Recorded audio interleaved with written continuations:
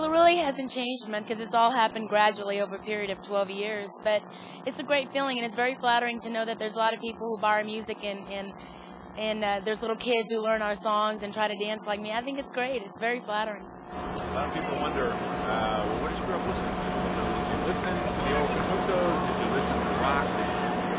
Actually, I started singing country music, and my dad got us into Tex-Mex music. He used to have a band called Los Dinos, and we got into it. We started playing at a restaurant that my dad owned, and eventually we started playing for, weddings and family affairs that my dad kind of forced us on them.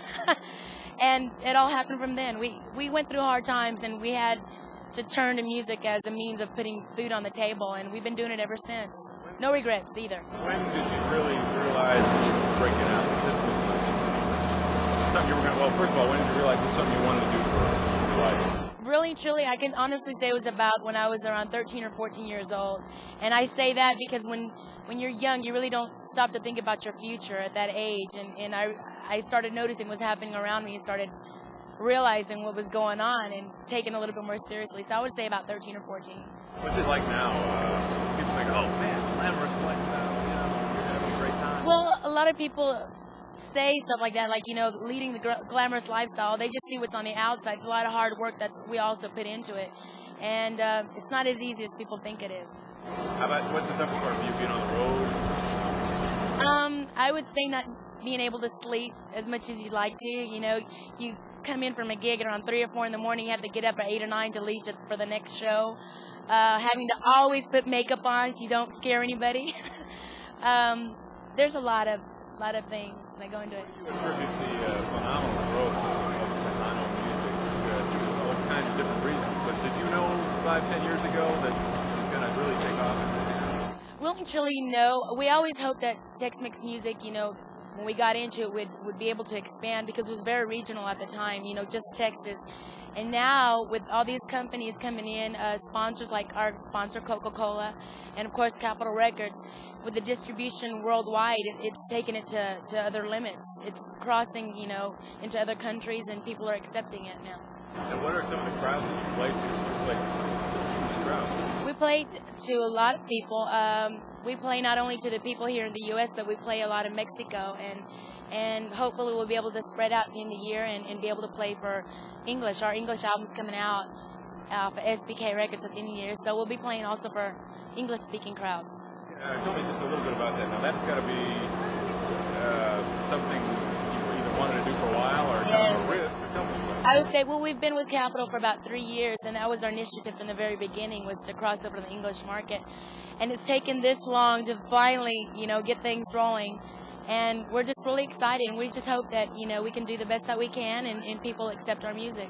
And is it nice? I talked to an older lady here on the west side of San Antonio the other day, and she said, it's great to see this music come in because my kids, my grandkids now listen, they're learning the language and the music that they always hated when they were kids. Well, I'm not going to lie to you. When we first started singing, I really didn't like it.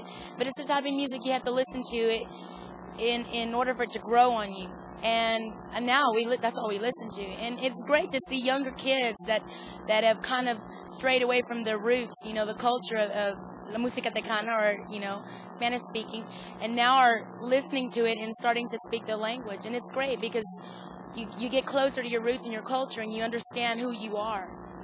Because you are now a role model for so many kids who don't really have that many Hispanic female young role models. Actually, I don't. I mean, everything I do is natural. I really don't. I mean, I was raised, stay away from drugs, don't do alcohol. So it's really natural to me, and I think every parent should teach their children in the household to start at at a young age to stay away from things like that. And I mean, anybody can be a role model. Anybody can. And what's it like being on stage out here when you get all these people just screaming at you? It's great. It's a good feeling. I think any artist could tell you, yeah, it's a great feeling, but it's kind of like unexplainable. It's something you can really explain in details or with words. It's just a feeling that you feel inside, and it's kind of like an addiction, a natural high. People ask you about your latest hit that's out right now. What are you telling them about your song? The latest hit? Yeah. Or, I'm sorry. Well, what's your favorite song to sing on stage right now? My favorite song? Well, I have so many. Let me see. I would say Como la flor en la carcacha.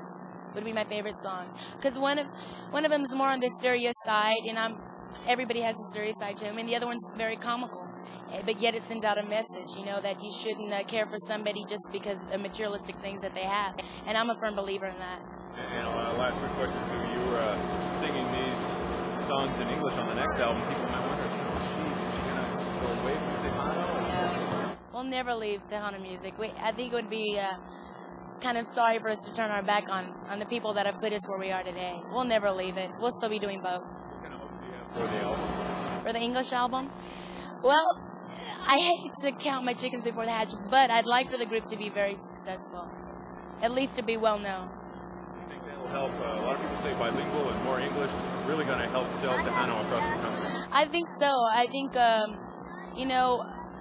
if we were to do interviews, people would ask, well, how did the group get started? Of course, we're going to say, Tejano music, we do this also.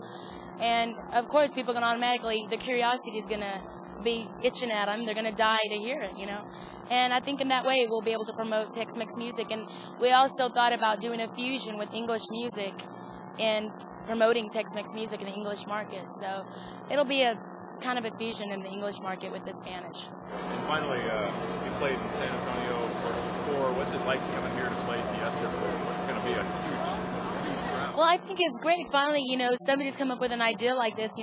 Coca-Cola, they're always coming up with these really cool ideas. And it's great. I mean, we have families. It's events for the whole family, and lots of fun, sports, and you get your entertainment with the groups. And, of course, you get lots of Coca-Cola to drink for the whole day. And it's great. It's really great to be part of it. How are the crowds in San Antonio since you started way back? Well, everywhere that we go, I guess with time, things take time, but they've really improved, and we're just really happy and thankful that the people have supported us and up to this date. Give her a hand. If I